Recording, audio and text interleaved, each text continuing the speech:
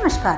काफी बातों के सिलसिले में मैं डॉक्टर उमा शर्मा आपका हार्दिक स्वागत करती हूँ। आज विषय में प्रवेश करने से पहले मैं आपको एक छोटी सी कहानी सुनाना चाहती हूँ, जिसे सुनकर आप सब मेरी बात से जरूर सहमत हो जाएंगे। एक राजा था जो महत्वाकांक्षी होकर अपने आसपास के राज्यों पर आक्रमण करके हमेशा उनको हराना चाहता था। उसके जीत के पीछे अनेक मंत्रीगण, सैनिक, हाथी और घोड़े थे, मगर उन सब में से एक हाथी को राजा बहुत पसंद करते थे। वह राजा का प्रिय हाथी भी था। वह इसलिए राजा का प्रिय हाथी था क्योंकि वह किसी भी युद्ध में हारने का नाम तक नहीं लिया था। एक दिन राजा का प्रिय हाथी पानी पीने किसी सरोवर के पास गया। किसी कारणवश हाथी के पैर पानी के अंदर जो चिकनी गीली मिट्टी के अंदर फंस गए थे। कितना प्रयत्न करने के बाद भी हाथी बाहर आने में असफल हो रहा था। हाथी का चिंगाड़ दूर दूर तक सुनाई देने लगा। इतने में राजा को यह खबर मिल जाता है और राजा तुरंत सैनिकों को हाथी की रक्षा करने भेज देता है। फिर भी वे लोग हाथी को बाहर खींचने में असफल रह जाते हैं। राजा बहुत परेशान होकर वह दृश्य देख रहा था। इतने में राज दरबार के एक पुराना मंत्री उस रास्ते से जा रहे थे।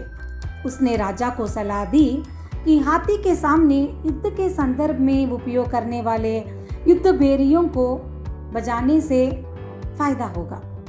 युद्ध बेरियों की ध्वनि सुनकर हाथी अपने आप गीली मिट्टी से बाहर आने का प्रयत्न करने लगा।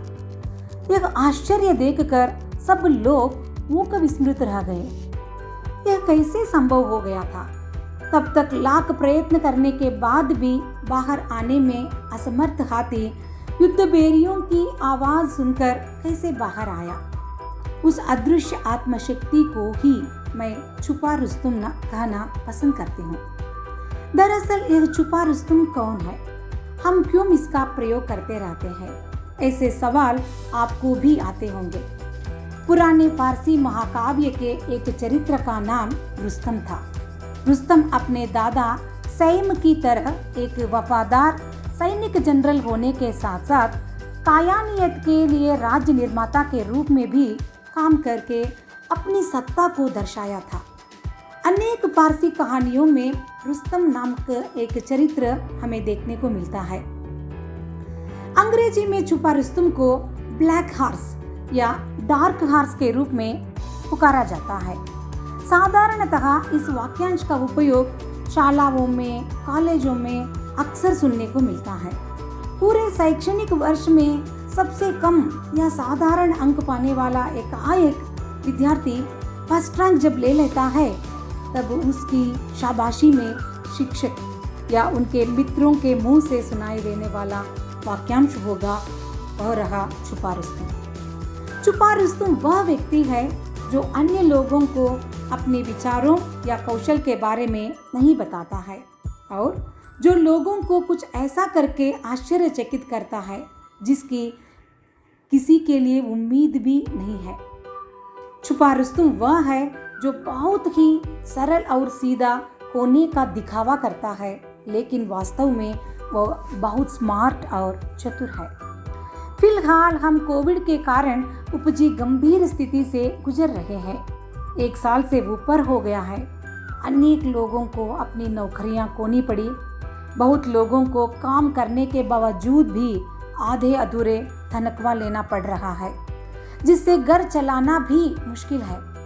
टोकरियों में तरकारी बेचने वाले छोटे मोटे व्यापारियों की तो बात तो मत पूछिए। चारों तरफ नैराश्य, असहन, बेचैनी के बाद भी हम सब जीवन यापन कर रहे हैं।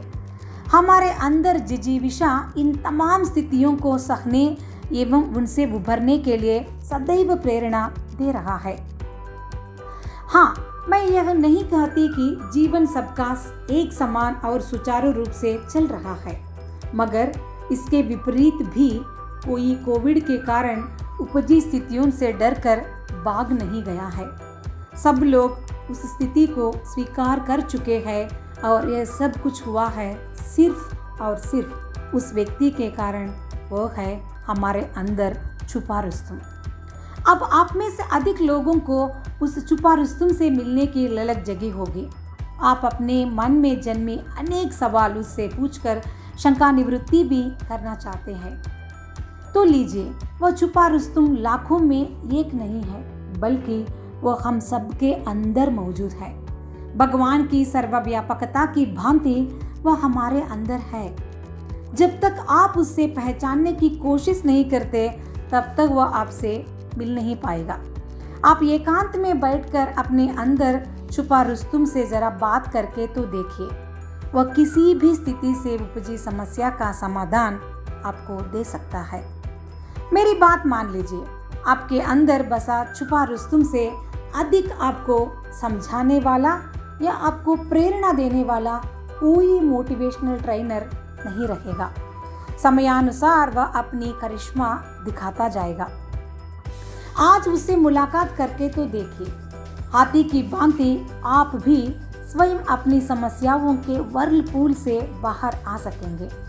कोविड के कारण उपजी परिस्थिति को शायद हम ठीक नहीं कर सकते, मगर अपने मन की स्थिति को संभालने में यह छुपा रुस्तम आपको जरूर मार्गदर्शन करेगा।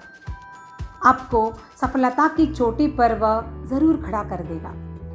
विश्व भर के देशों में से भारत देश वह छुपा रुस्तम होना होगा कि कोविड की महामारी के आतंक से त्रस्त मानव जाति का उद्धार हमें करना होगा।